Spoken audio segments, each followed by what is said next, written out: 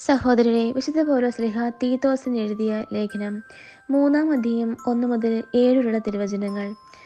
ഭരണകർത്താക്കൾക്കും മറ്റധികാരികൾക്കും കീഴ്പ്പെട്ടിരിക്കാനും അനുസരണയുള്ളവരായിരിക്കാനും സത്യസന്ധമായ ഏതൊരു ജോലിക്കും സന്നദ്ധരായിരിക്കാനും നീ ജനങ്ങളെ ഓർമ്മിപ്പിക്കുക.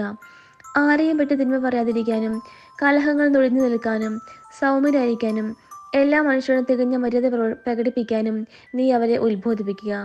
എന്തെന്നാൽ നാം തന്നെയും ഒരു കാലത്ത് മൂഢന്മാരും അനുസരണമില്ലാത്തവരും തെറ്റായ മാർഗത്തിലൂടെ നയിക്കപ്പെട്ടവരും പണതരമുഖങ്ങൾക്കും സുഖേച്ഛകൾക്കും അടിമപ്പെട്ടവരും ദ്രോഹബുദ്ധിയിലും അസൂയയിലും ദിവസങ്ങൾ കഴിച്ചവരും മനുഷ്യരെ വെറുക്കപ്പെട്ടവരും പരസ്പരം വെറുക്കുന്നവരുമായിരുന്നു.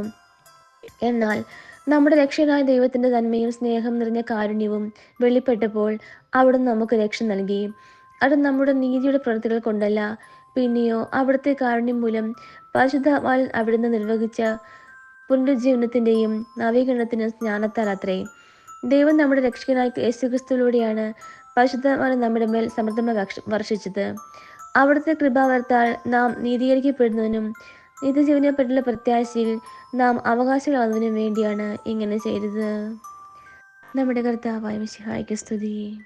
സഹോദരരെ, വിശുദ്ധ യോഹന്നാൻ എഴുതിയ സുവിശേഷം 3-ാം അധ്യായം 1 മുതൽ 12 വരെയുള്ള തിരുവചനങ്ങൾ. ഫരിസേയൻ നിക്കോദെമോസ് എന്നു പേരായ ഒരു യഹൂദ പ്രമാണി ഉണ്ടായിരുന്നു. അവൻ രാത്രി യേശുവിന്റെ അടുത്ത് വന്ന് പറഞ്ഞു, റബ്ബി, അങ്ങ് ദൈവത്തിൽ നിന്ന് വരുന്ന ഒരു ഗുരുവാണെന്ന് ഞങ്ങൾ അറിയുന്നു. ദൈവം കൂടെ ഇല്ലെങ്കിൽ ഒരുവനും നീ ചെയ്യുന്ന അടയാളങ്ങൾ പ്രവർത്തിക്കാൻ കഴിയുകയില്ല. യേശു പറഞ്ഞു, സത്യസത്യമായി ഞാൻ നിന്നോട് പറയുന്നു, വീണ്ടും ജനിക്കുന്നില്ലെങ്കിൽ ഒരുവന് ദൈവരാജ്യം കാണാൻ കഴിയുകയില്ല. നിക്കോദെമോസ് ചോദിച്ചു, പ്രായമായ മനുഷ്യന് ഇത് എങ്ങനെ സാധിക്കും? അമ്മയുടെ ഉദരത്തിൽ വീണ്ടും പ്രവേശിച്ച് അവന് ജനിക്കുവാൻ കഴിയുമോ? യേശു പ്രതിവചിച്ചു, സത്യസത്യമായി നിന്നോട് പറയുന്നു, ജനത്താലും ആത്മാവിനാലും ജനിക്കുന്നില്ലെങ്കിൽ ഒരുവനും ദൈവത്തിൽ പ്രവേശിക്കാൻ സാധ്യമല്ല. മാംസത്തിൽ നിന്ന് ജനിക്കുന്ന മാംസമാണ്, ആത്മാവിൽ നിന്ന് ജനിക്കുന്ന ആത്മാവും. നിങ്ങൾ വീണ്ടും ജനിക്കണം എന്ന് ഞാൻ പറഞ്ഞതുകൊണ്ട് നീ വിസ്മയിക്കേണ്ട.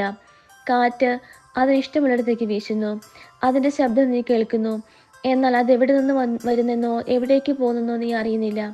ഇതുപോലെയാണ് ആത്മാവിൽ നിന്ന് ജനിക്കുന്ന ഏവനും. ഇതെല്ലാം എങ്ങനെ സംഭവിക്കും എന്ന് നിക്കോദെമോസ് ചോദിച്ചു. യേശു പറഞ്ഞു, നീ ഇസ്രായേലിലെ ഗുരുവല്ലേ, എന്നിട്ടും ഇക്കാര്യമൊന്നും മനസ്സിലാകുന്നില്ലേ? സത്യസത്യമായി ഞാൻ നിന്നോട് പറയുന്നു, ഞങ്ങൾ അറിയുന്നവയെപ്പറ്റി സംസാരിക്കുന്നു, കണ്ടവയെപ്പറ്റി സാക്ഷ്യപ്പെടുത്തുന്നു, എന്നിട്ടും ഞങ്ങളുടെ സാക്ഷ്യം നിങ്ങൾ സ്വീകരിക്കുന്നില്ല. ഭൗമിക കാര്യങ്ങളെപ്പറ്റി ഞാൻ പറഞ്ഞത് നിങ്ങൾ വിശ്വസിക്കുന്നില്ലെങ്കിൽ സ്വർഗീയ കാര്യങ്ങൾ പറഞ്ഞാൽ എങ്ങനെ വിശ്വസിക്കും? നമ്മുടെ കർത്താവായ മിശിഹായ്ക്ക് സ്തുതി.